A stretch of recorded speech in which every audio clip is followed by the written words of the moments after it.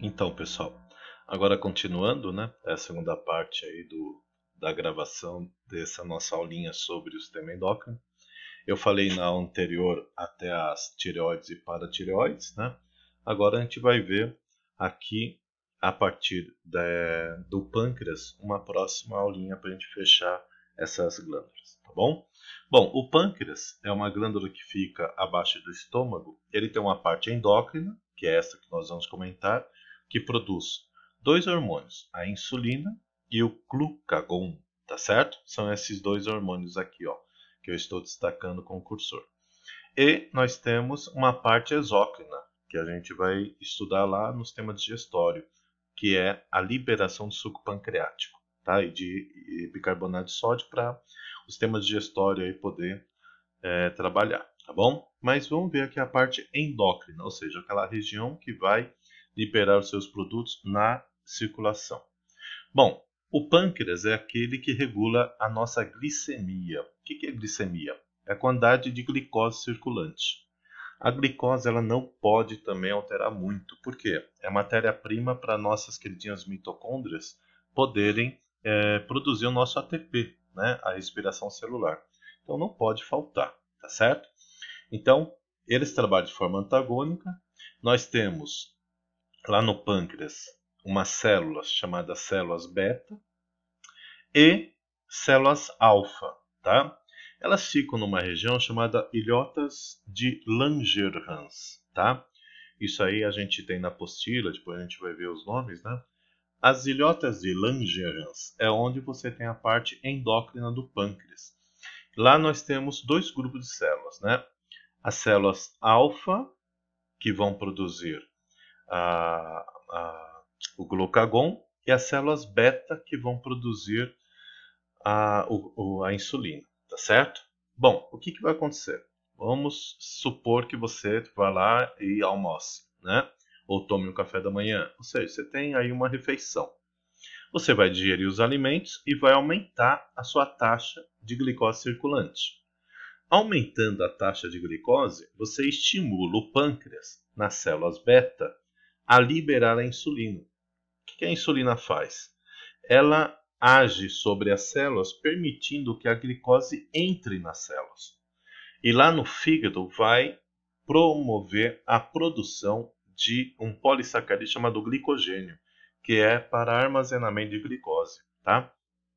Então a insulina, ela pega o açúcar, retira do sangue e coloca dentro das células, tá certo? Então a absorção de glicose só se dá pela insulina. Isso quer dizer o quê? Se você não tem insulina suficiente, você não tem a glicose entrando nas suas células. Aí você vai ter o diabetes mellitus, tá? Então o diabético tem problema aqui, ó. Ele fica com uma glicemia alta e sem nenhum tipo de glicose entrando nas células. Isso é muito, muito sério, porque o seu metabolismo começa a ser afetado pela falta de ATPs, tá certo? Bom, o que acontece? Vamos supor que você vá dormir, você fica lá de 8 a 10 horas sem comer. Aí o que acontece? Baixa de glicose no sangue. Aí é ao contrário, né? Você precisa colocar açúcar, o glicose, no seu sangue. Você vai estimular as células alfa a produzir o glucagon. O que o glucagon faz? Ele, lá no fígado, vai promover a quebra do glicogênio. Lembra que o glicogênio é um polissacarídeo, feitas por centenas de moléculas de glicose. Você vai ter a quebra do glicogênio e vai liberar a glicose no sangue. Isso quer dizer o quê?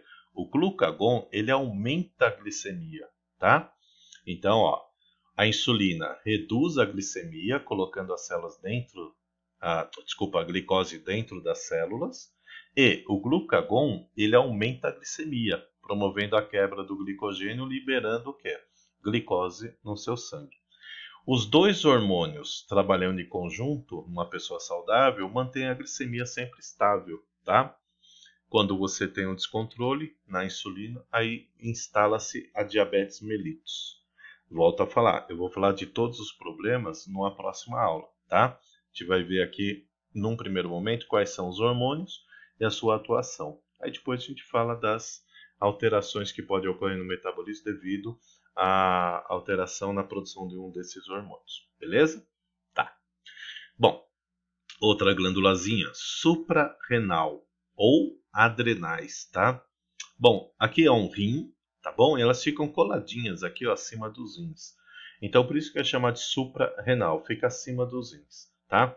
Tem essa parte externa aqui, ó, que nós já falamos que toda a parte externa de um órgão é chamada de córtex, tá? E essa parte interna, que é a medula, né? A parte mais central de uma glândula suprarrenal.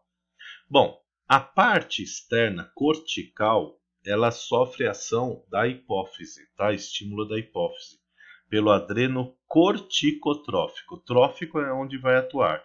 Adreno, adrenais. Córtico, ou seja, na parte cortical, tá? Eles vão produzir hormônios de natureza lipídica, tá? São dois, o glicocorticoide e os mineralocorticoides. Na realidade, pessoal, são mais de 11, tá? Hormônios aí que são produzidos, tá? Mas a gente vai mais de 30, desculpa, do tipo esteroides. Mas a gente fala genericamente de corticosteroides. São os corticoides, tá? Corticoide por quê? É produzido pelo córtex, beleza? E nós vamos destacar três aqui. O glicocorticoide. O que o glicocorticoide faz?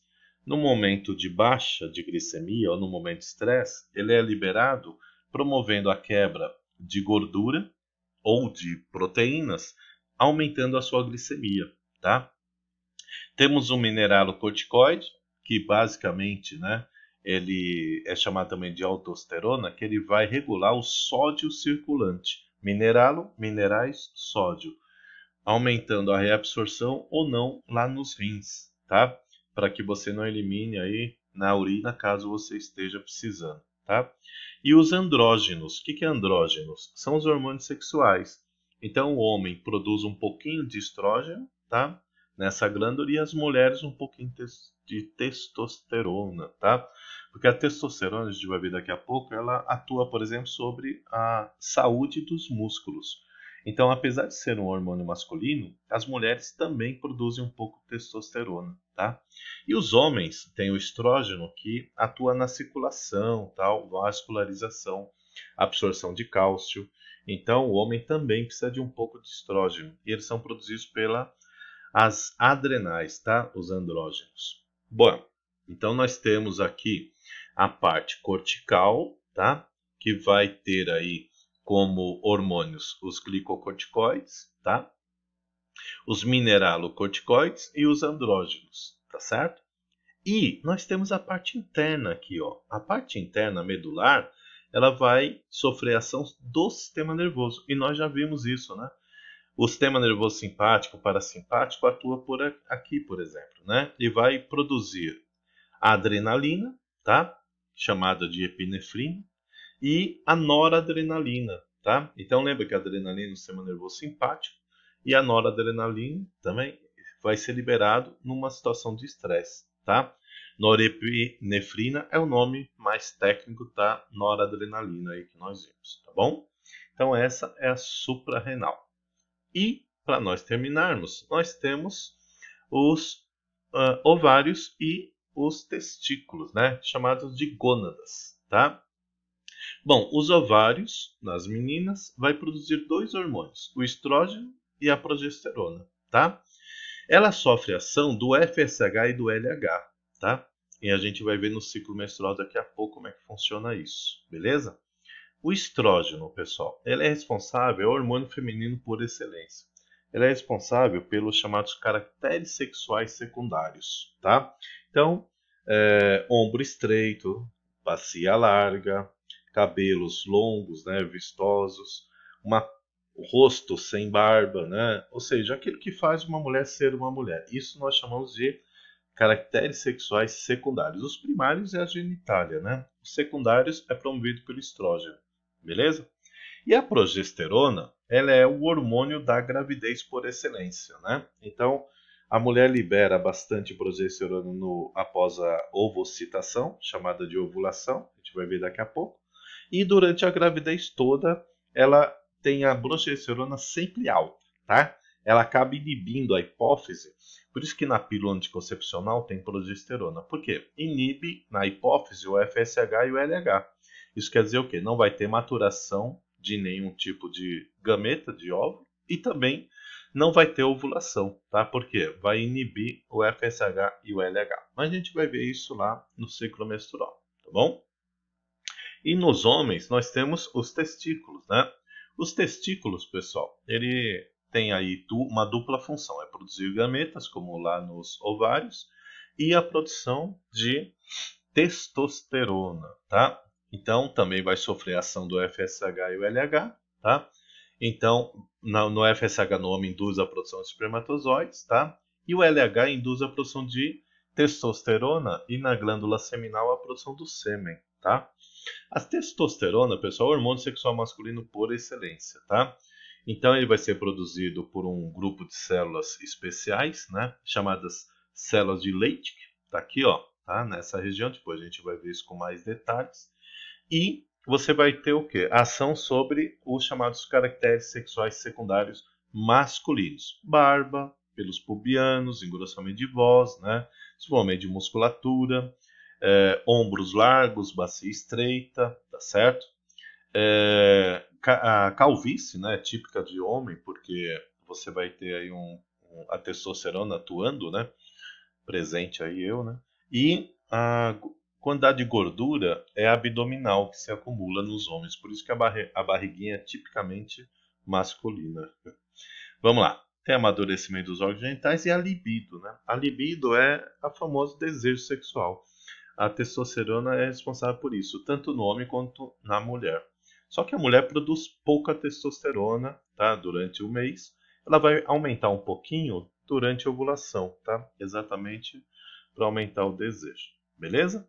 Bom, então essas são as glândulas gerais, né? Vamos voltar lá no primeiro slide para a gente ver no corpo humano onde estão distribuídos e os hormônios. Então, a hipófise aqui na base do encéfalo, ligado ao hipotálamo, vai produzir aí a parte neurohipófise, ocitocina e a vasopressina, e a adenohipófise vai produzir o adrenocorticotrófico, o tireotrófico, a FSH e o LH, que vai atuar nas gônadas, a prolactina nas glândulas mamárias e o hormônio de crescimento, tá? Na tireoide, eu vou ter o T3 e o T4, que vai regular o metabolismo basal, e a calcitonina, que vai depositar o cálcio circulante, o excedente, nos ossos. Ligados a ele, temos a paratireoide, que também vai fazer o feedback com cálcio, só que ela retira o cálcio do esqueleto e coloca no sangue quando você estiver precisando, tá? As suprarrenais, que vão na parte cortical produzir os corticoides, né? Aí eu tenho o mineralocorticoide, o glicocorticoide e os andrógenos, né? Testosterona e estrógeno. E a parte medular, a adrenalina e a noradrenalina, tá? O pâncreas vai fazer o feedback com a glicemia, com o açúcar, produzindo aí a parte do insulina e glucagon. A insulina retira a glicemia, né? Retira o glicose e coloca dentro da célula. E o glucagon é o contrário, né? Ele promove a quebra do glicogênio, liberando glicose no sangue. E as gônadas, né? Nos ovários, estrógeno e a progesterona, e nos testículos, a testosterona. Beleza, gente? Então, essa é a aula das glândulas. Eu proponho que vocês leiam lá o livro, né? Façam aí um belo de um mapa mental com as glândulas, os seus hormônios e suas principais funções, tá bom? Voltamos daqui a pouquinho, aí eu vou falar dos problemas relacionados aos hormônios, beleza? Um abraço, até logo.